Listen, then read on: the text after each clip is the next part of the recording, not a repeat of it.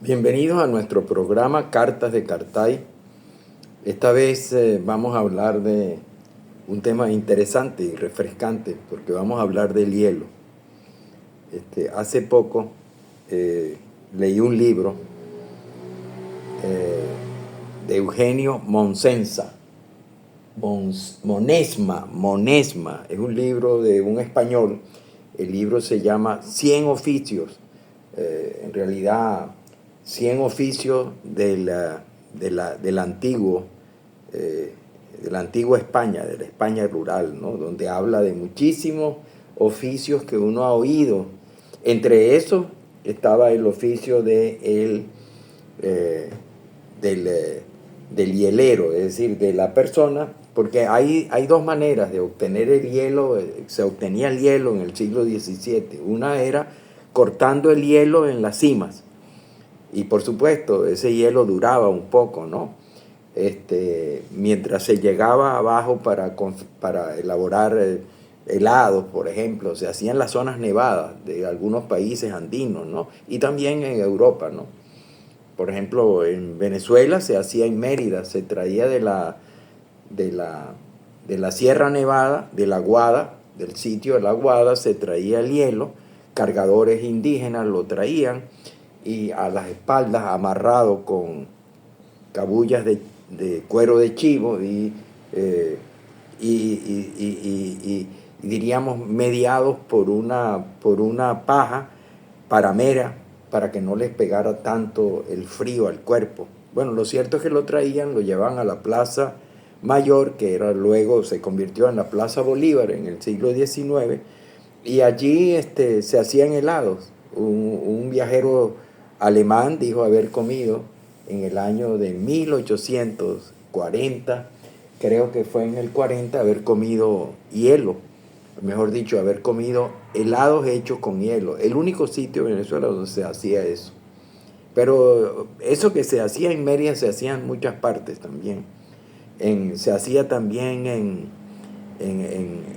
Europa, y particularmente en España, en las zonas rurales, había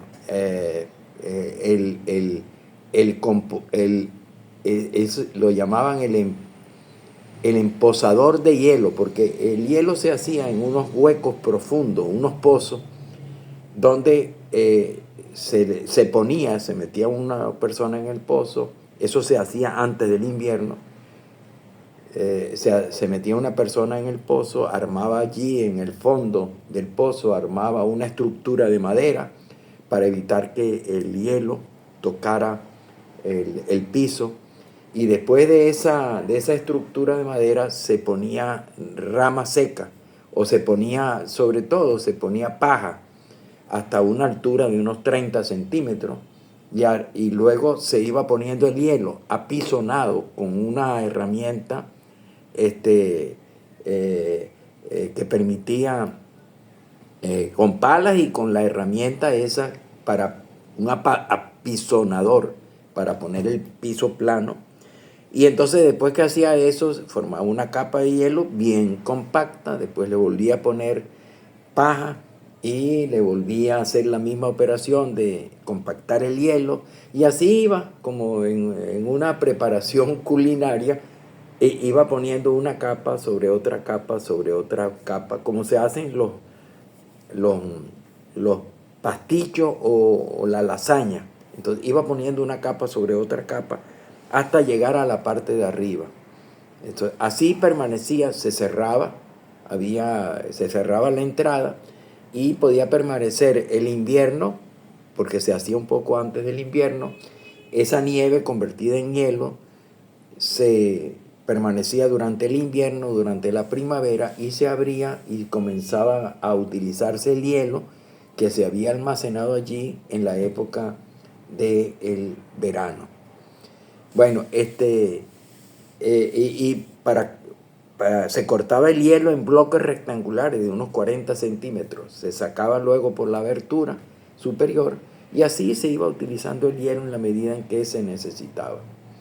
Bueno, eso que se hacía en Europa también se hacía en los Estados Unidos, y lo hacía una persona soñadora, un bostoniano llamado Tudor, eh, el Frederick Tudor, que montó una empresa que se llamaba Tudor Ice de hielo, y él lo que hacía era cortar en los lagos de Boston, hacía cortar el hielo con una sierra grandísima, y entonces en bloques, esos bloques los metía en cajas de madera o en cajas de madera, y se le ponía aserrín, y luego se llevaba un barco para ser exportado. Se exportaba, en realidad él comenzó a exportar al Caribe al principio.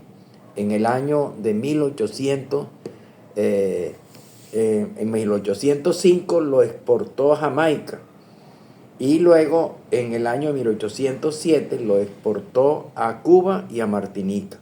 A Venezuela, por ejemplo, progresivamente lo iba exportando a algunos países tropicales del Caribe también, como Venezuela, que lo empezó la exportación en 1825, y que en 1825 pues había incluso una empresa que se encargaba de la venta del hielo a domicilio. Era bastante bonita la escena de la llegada del barco a La Guaira, que era el puerto más cercano a Caracas, con el hielo.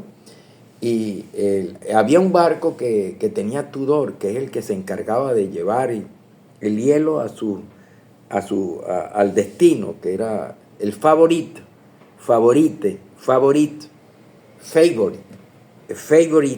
y entonces el hielo aguantaba todo el tiempo, incluso en la temperatura de Caracas también aguantaba. Cuando eso no había máquinas para producir hielo, y era toda una sensación. Se utilizaba el hielo para enfriar bebidas, pero también se utilizaba con propósitos terapéuticos, médicos, por ejemplo, para el dolor de cabeza, para la fiebre, hasta para la acidez estomacal, de una manera muy curiosa, porque los pacientes se ponían el hielo sobre los testículos y decían que los calmaba la acidez estomacal. Bueno, sobre ese tema, que me parecía bien interesante, escribí una obra, un monólogo, eso que llaman stand-up comedy, en el año 2014, que se llamaba On The Rock, donde yo aparecía. Yo lo hice las primeras veces, nunca lo ha hecho nadie más que yo, porque, bueno, porque no me he puesto en contacto con alguien si es que le interesa el tema, pero lo hacía yo con un vaso de whisky en la mano, On The Rock, y entonces comenzaba a hablar de cómo el inglés influía sobre el español, empezando por Whisky on the Rock. Y después hablaba sobre la llegada del hielo a Venezuela, a Caracas, sobre todo a Caracas, y a los puertos principales como Puerto Cabello, y luego los usos del hielo en Caracas. Estamos hablando de la Caracas de más o menos el tercer tercio del siglo XIX, después de la segunda mitad del siglo XIX. Después de 1825 comenzaron las exportaciones y se hicieron regulares en 1870, ¿no? E incluso había ventas de helado, en la Plaza Miranda había una gran venta de helado que se hacía con hielos que llegaba a Caracas por vía de la importación a través del puerto de La Guaira. Pero lo interesante es que cuando iba a llegar el barco, llegaba cada cierto tiempo, pues la gente de Tupé, o sea, la gente diríamos, de la sociedad caraqueña, se vestía y bajaba hasta La Guaira y para ver llegar el barco. Luego el hielo se llevaba, las cajas se transportaban a carretas tiradas por caballos o por mulas, y se dirigían hacia Caracas por el Camino Viejo. El camino era el Camino Viejo de La Guaira, que llamaban, el camino de los españoles. El camino de Caracas se hizo moderno fue en la época de Marcos Pérez Jiménez, cuando se construyó la autopista Caracas-La Guaira. En 1900, creo que fue inaugurada en 1955, creo, o 54. Lo cierto es que antes era un camino de tierra por donde se iba, que comunicaba el puerto de La Guaira con la ciudad de Caracas, que era la capital de Venezuela. Y entonces los niños, cuando llegaban y se subían el hielo a las carretas, salían corriendo detrás de la carreta gritando piedras de agua, piedras de agua, piedras, porque ese era el nombre que le daban al hielo. Y en realidad es una piedra de agua. Piedras de agua. Es interesante porque también más o menos el mismo nombre que le da García Márquez en su novela Cien años de soledad. La novela Cien años de soledad comenzaba cuando el coronel Aureliano Buendía iba a ser ajusticiado en el pelotón de fusilamiento.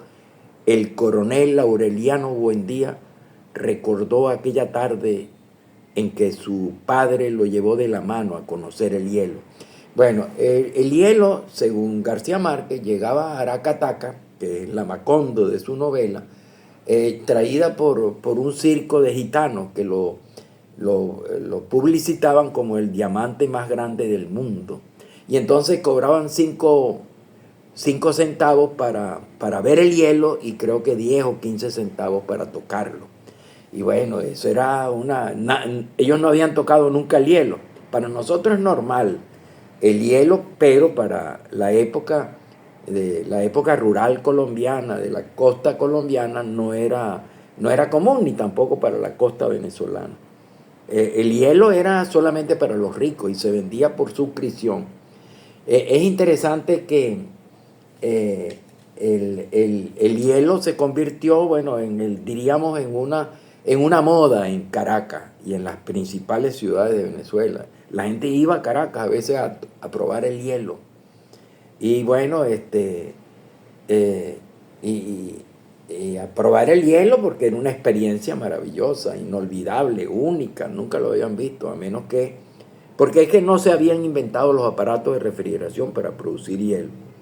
Ya en 1920 ya existían, incluso comenzó la importación de nevera, le decían nevera, que eran refrigeradores, pero el antiguo nombre era nevera, porque antes de que llegaran los refrigeradores eléctricos, había la nevera, que era una caja o una alacena, o un armario de madera de roble, que tenía como 2 grandes compartimentos. El compartimento de arriba, donde se ponía el hielo en bloque, y el compartimento de abajo, que era más grande, donde se ponían todas las cosas que uno quería enfriar o conservar. Y había en la parte de arriba había 2 orificios, porque el hielo se derretía, y entonces por ahí salía el agua. Y la gente decía, siempre como chistosamente, que la nevera estaba orinando, pero en realidad es el agua que salía por esos 2 orificios. De nevera, nosotros continuamos llamándolo nevera hasta el día de hoy. Y nevera no solamente se dice en Venezuela, sino también se dice en Colombia, en Ecuador, en Perú. Por supuesto, también está el nombre de refrigeradora. Bueno, lo cierto es que comenzaron a llegar entonces, a partir de los años de 1920, las primeras refrigeradoras a las ciudades más importantes de América.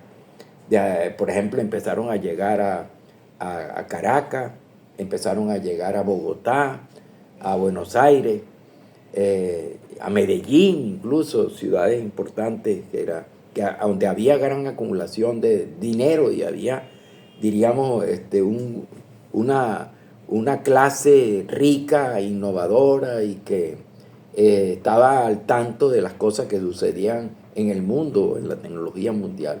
Bueno, lo cierto es que en esa obra que yo escribí, que se llamaba On the Rock, la escribí en el año 2014, hace 10 años, pues, o hace un poquitico más de 10 años, pues yo hablaba no solamente del hielo, sino que la segunda parte era sobre el whisky, la llegada del whisky, cuándo fue que comenzamos a tomar whisky.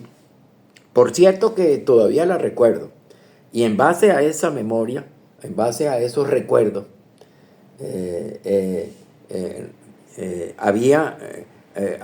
la primera vez que tomamos whisky, lo tomamos en la época de la Guerra de Independencia, cuando llegaron la Legión Británica, llegó a Venezuela, que era como un ejército británico que se incursionó en la batalla de Carabobo.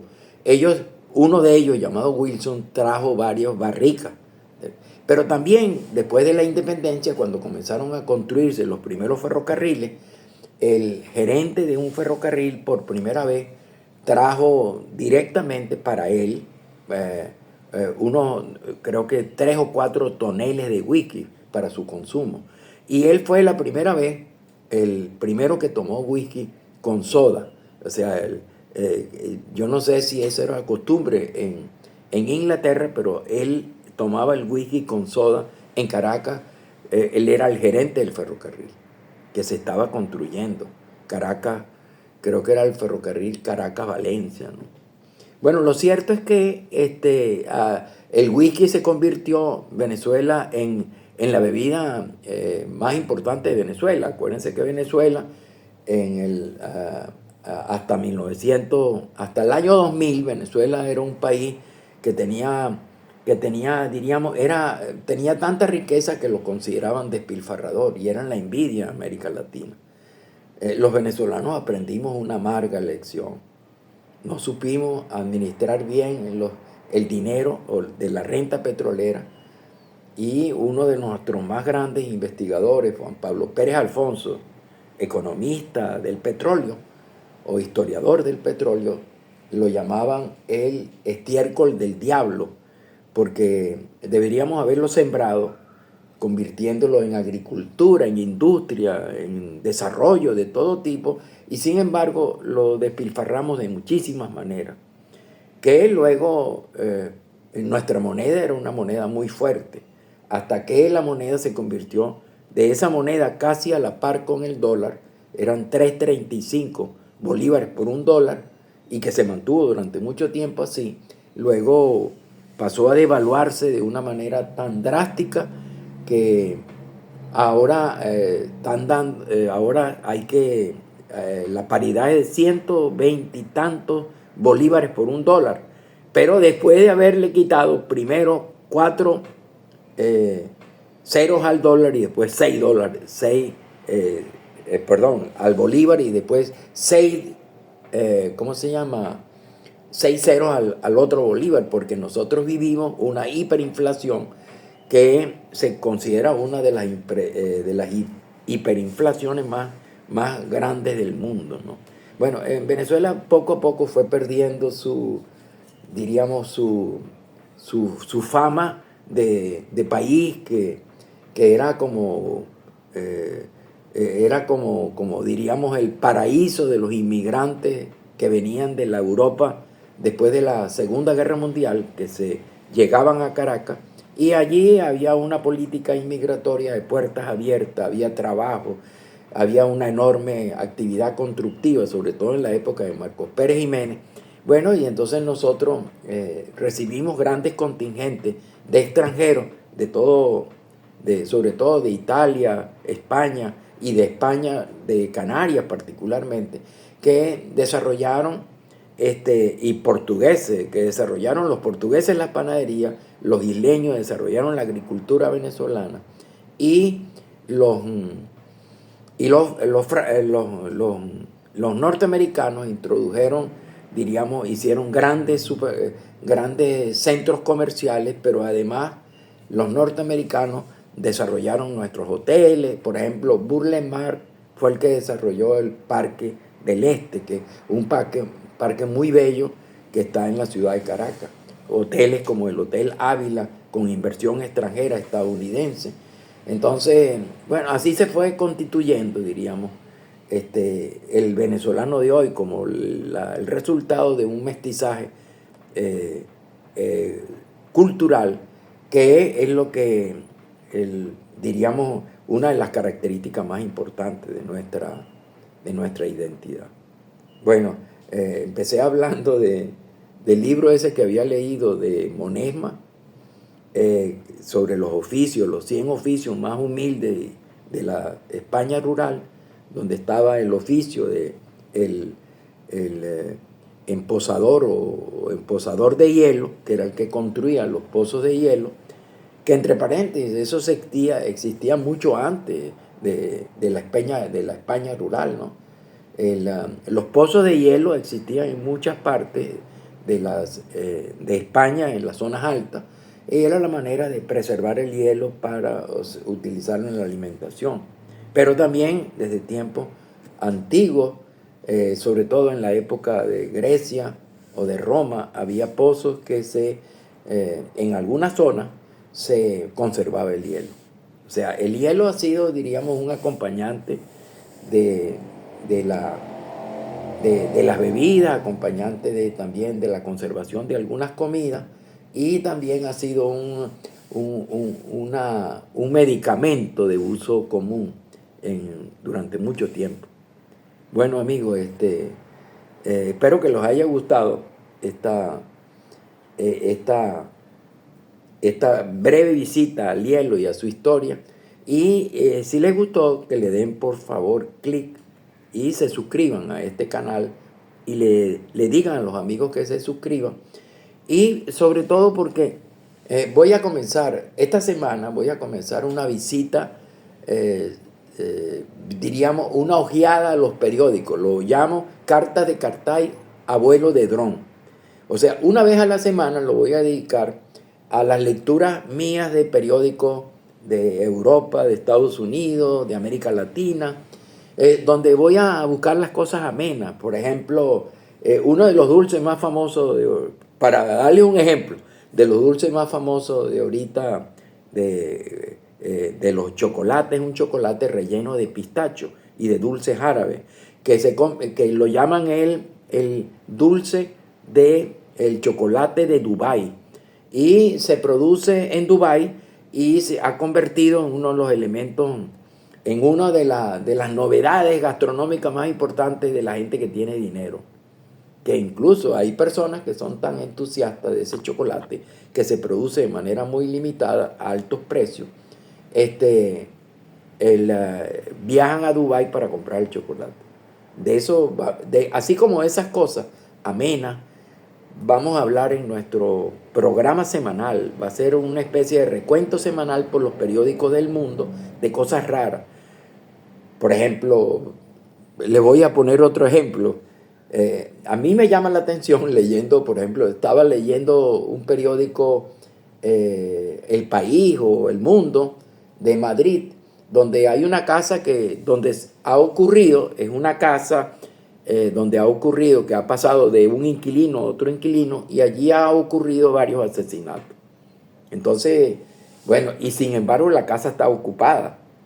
Entonces hay entrevistas que les hacen a los ocupantes de la casa, a los inquilinos, preguntándoles si han oído de algún espanto que hay. Bueno, porque han muerto más de 12 personas en diferentes ocasiones en esa casa. Y bueno, por supuesto, cosas raras que yo leo en los periódicos. Pero es solamente un día a la semana. Y va a ser no un periódico, sino de muchas noticias, de muchos periódicos. Que me parece bastante ameno, interesante. Y es como para refrescar el programa. Nos vemos entonces en el próximo programa. El próximo programa se lo vamos a dedicar al concepto de territorio, sitio, lugar, y después el otro programa, el programa del viernes, lo vamos a dedicar, viernes o sábado, lo vamos a dedicar a Cartas de Cartay, abuelo de dron, para estar al día. Debería ser abuelo de pájaro.